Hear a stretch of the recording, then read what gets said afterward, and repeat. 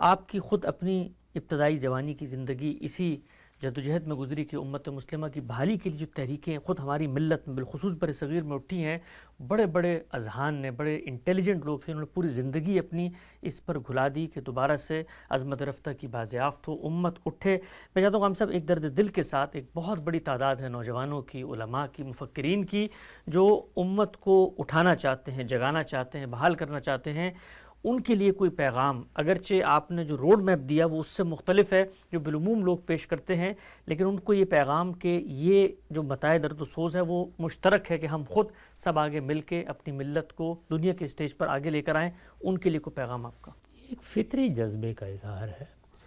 میں اگر اپنا ایک خاندان رکھتا ہوں، اپنی ایک برادری رکھتا ہوں، میرا ایک گھر ہے، میری ایک معاشرت ہے، میں یہ چاہوں گا کہ وہ اپنے پاؤں پر کھڑے ہوں، میں یہ چاہوں گا کہ وہ ترقی کریں۔ میری یہ آرزو ہوگی کہ اس میں کوئی کردار ادا کر سکتا ہوں تو اسے دریغ نہ کروں۔ یہی معاملہ قوم کا ہے، یہی معاملہ امت کا ہے۔ ہم جس قوم سے تعلق رکھتے ہیں اس کی بھی بہتری چاہتے ہیں، اور میں نہیں سمجھتا کہ کسی بھی قوم کا کوئی فرزند اپنے اندر یہ جذبات نہ رکھتا ہو۔ یہ ملت اسلامیہ ہے۔ رسالت مآب صلی اللہ علیہ وسلم کی نسبت سے یہ امت مسلمہ کہلاتی ہے۔ یہ امت مسلمہ ہے جس کے ساتھ ہماری تقدیر بھی وابستہ ہے۔ جب صورتحال یہ ہے تو یہ کیسے ہو سکتا ہے کہ اس کو برے حال میں دیکھا جائے تو آدمی کے دل میں اس کے لیے دردمندی پیدا نہ ہو؟ یہ خیر خواہی کا جذبہ ہے جس کے تحت کوئی بات تنقید میں بھی کہنا پڑ جاتی ہے۔ اس کا ہرگز یہ مطلب نہیں ہوتا کہ نقد کرنا ہی پیش نظر ہے، یا یہ کوئی ایسی چیز ہے جس سے لذت حاصل ہوتی ہے۔ نقد بھی اصلاحی کے جذبے سے کیا جاتا ہے۔ جب ہم اپنے اوپر تنقید کرتے ہیں یا اپنے بعض احباب پر تنقید کرتے ہیں تو اس میں وہی خیر خواہی کا جذبہ ہوتا ہے۔ یہ ایک راستے پر چل رہے ہیں، انہوں نے اپنا ایک ہدف متعین کیا ہے، یہ اس کی جانب بڑھ رہے ہیں، ایسا نہ ہو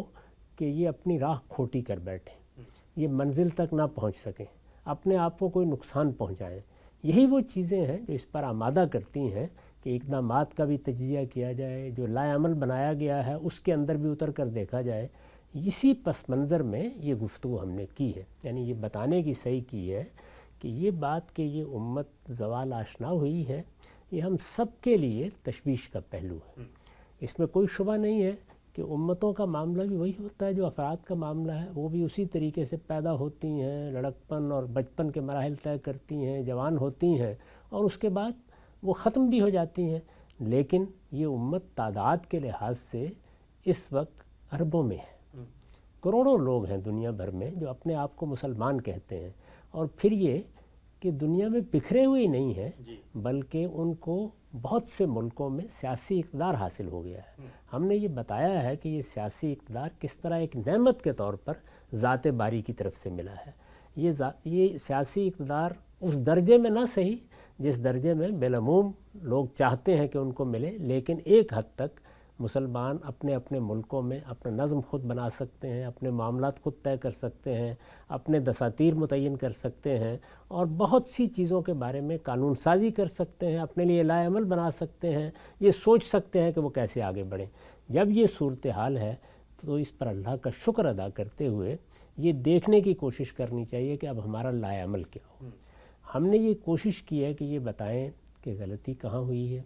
اس سے پہلے کیا چیزیں زوال کا باعث بنی ہیں، ان کا تجزیہ کرنے کے نتیجے میں ہمارے لیے اب لائے عمل بنتا کیا ہے، اس کے نکات ہم نے واضح کرنے کی صحیح کی۔ اور اس سے مقصود کیا ہے؟ مقصود یہ ہے کہ جو لوگ اس میں اپنی جانیں کھپا رہے ہیں، جو لوگ اس میں قربانیاں دے رہے ہیں، جن کی جد و جہد کے آثار اس وقت موجود ہیں اور وہ ہر شخص اپنی آنکھوں سے دیکھ سکتا ہے، ان کو بھی یہ بات بتانے کی صحیح کی جائے کہ ان کو محنت تو کرنی ہے، جد و جہد کرنی ہے، لیکن اس کا رخ کیا ہونا چاہیے، انہیں حقائق کو کس درجے میں سمجھنا چاہیے، بات کی ابتدا کہاں سے کرنی چاہیے۔ یہ کوئی طریقہ نہیں ہے کہ آپ اپنی تمنا کو سامنے رکھیں اور صورتحال کیا ہے اس کا جائزہ لیے بغیر آپ ابتدا کر دیں، اس کا حاصل کچھ نہیں ہوگا۔ یعنی میں اگر اپنے بچے کے بارے میں یہ تمنا رکھتا ہوں کہ یہ چیزیں وہ پڑھے، ایسی تعلیم حاصل کرے، فلاں فلاں مراحل طے کرے، تو مجھے سب سے پہلے یہ دیکھنا ہے کہ وہ ہے کیا، اس کی اس وقت صورت کیا ہے، اس کی عمر کیا ہے، اس کی ذہنی حالت کیا ہے، اس کو اللہ نے کیا صلاحیتیں دی ہیں، یہ سب چیزیں اگر میں دیکھے بغیر کوئی لائے عمل بناؤں گا تو اپنے آپ کو بھی مایوسی کی نظر کروں گا اور اس کے لیے بھی مسائل پیدا کر دوں گا۔ ہمارے ہاں عام طور پر جذبے کا اظہار ہو جاتا ہے، لیکن ان چیزوں کے اندر اتر کر ان کو سمجھنے کے طریقے اختیار نہیں کیے جاتے، اور یہی بات بالعموم کہی جاتی ہے کہ بس یہ جذبہ چاہیے اور ہمت چاہیے اور غیرت چاہیے اور اپنی عزت کا پاس چاہیے، ہم اٹھیں گے تو یہ کر دیں گے وہ کر دیں گے۔ ہم نے بتایا ہے کہ اس میں پے در پے ناکامیاں ہوئی ہیں، لہٰذا صحیح لائے عمل یہی ہوگا کہ وہ یہ بات سمجھیں کہ ابتدا کہاں سے کرنی ہے، یہ سمجھیں کہ اس وقت صورتحال کیا ہے، یہ سمجھیں کہ دنیا کے اندر اس وقت کیا تغیرات اور تبدیلیاں آ چکی ہیں، یہ سمجھیں کہ مقابلہ کن قوتوں سے ہے، اس میں کھڑے ہو کر اپنے لیے ایک لائے عمل بنائیں۔ اسی مقصد کو سامنے رکھ کر یہ ساری گفتگو کی۔ تو ہم سب آخری نوٹ میں چاہتا ہوں دنیا تک یہ پیغام بھی پہنچے کہ ایک تو امت کی بحالی ہے، یہ فطری جذبہ ہے جیسے کہ آپ نے فرمایا، اس کے ساتھ ساتھ اللہ تعالیٰ نے ہمیں ایک کتاب دی ہے جس کے اندر قیامت تک کی ہدایت سب کر دی گئی ہے، اور وہ معاملات جس میں انسانی عقل ٹھوکر کھاتی ہے، اس کے پاس کوئی قول فیصل نہیں ہوتا، کوئی حرف آخر نہیں ہوتا، وہ کتاب منیر ہمارے پاس ہے۔ تو ہم نہ صرف یہ کہ اپنی امت کو بحال کر کے دنیا کی اسٹیج پر ایک وقار کے ساتھ جی سکتے ہیں، باقی قومیں اس وقت جو ترقی ایک پہلو سے پا کر باقی پہلو سے تنزلی کا شکار ہیں، ان کے لیے بھی رہنمائی کا باعث بن سکتے ہیں۔ اس میں کیا شبہ ہے، یعنی قرآن مجید جب اپنی دعوت پیش کرتا ہے تو جیسے ہمارے علماء بیان کرتے ہیں کہ یہ امت تو اس کو قبول کر کے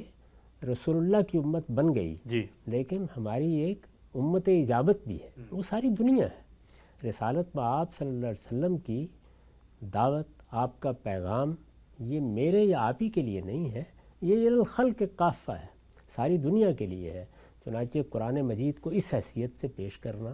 وہ دنیا کو کیا پیغام دیتا ہے۔ خود قرآن نے یہ بتایا ہے کہ اس وقت دنیا میں کتنے لوگ ہیں جو بغیر ہدم ولا کتاب منیر ہیں، یعنی ان کے پاس نہ وہ ہدایت ہے جو اللہ کی ہدایت ہے، اور نہ وہ روشن کتاب ہے جو اللہ کی کتاب کی حیثیت سے ہمارے پاس ہے۔ ہمیں خود بھی اس کتاب کو پوری مضبوطی کے ساتھ پکڑنا ہے اور دوسروں تک بھی اس کی دعوت، اس کا پیغام پہنچانا ہے۔ اس کا پیغام